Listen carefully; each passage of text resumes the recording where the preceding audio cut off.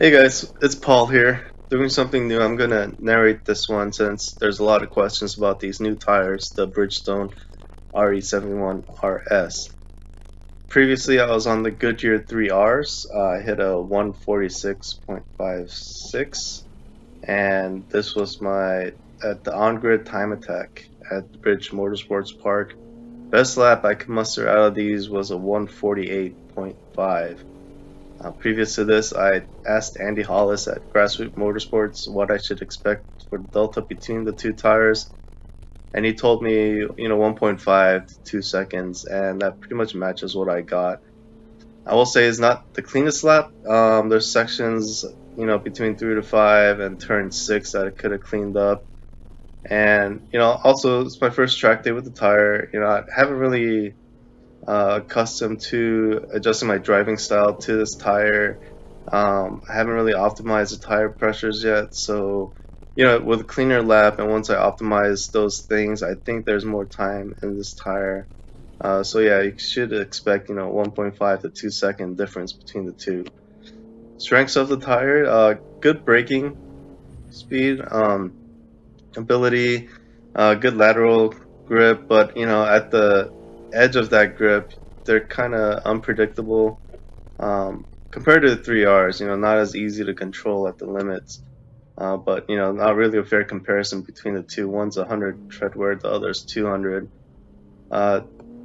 One thing about it, if you're going to use it for time attack, you pretty much have that one lap after the warm-up lap to set your lap. After that, it will fall off very quickly. The first session out, I noticed that I got that 148.5, and then the next lap it was 2 seconds off, and then third lap it was 4 seconds off. Later in the afternoon, one of the warmer laps, I kind of noticed the same thing. I hit a 149, and then it falls off another second on the second lap, and then another 2.5 seconds on the third lap. So it's pretty much a one-shot wonder, which is pretty much the same with all the other 200 treadwear category tires. So just be aware of that. If you were a fan of the RE71Rs, the older version, I think you'll like them. I think you should just go into this when you buy these that pretty much expect it to be the old RE71Rs with an updated tread pattern. The old ones, we couldn't rotate them because it had that directional tread pattern. With these, you don't have that problem. You can rotate them out, so that's a biggest benefit. I'll say in terms of 200 tread wear, they're cheaper than the A052s.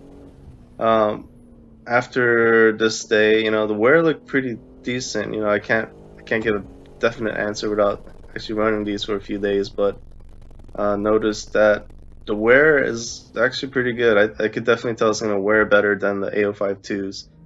So they come in cheaper than the A052s, and my initial impression, they wear better.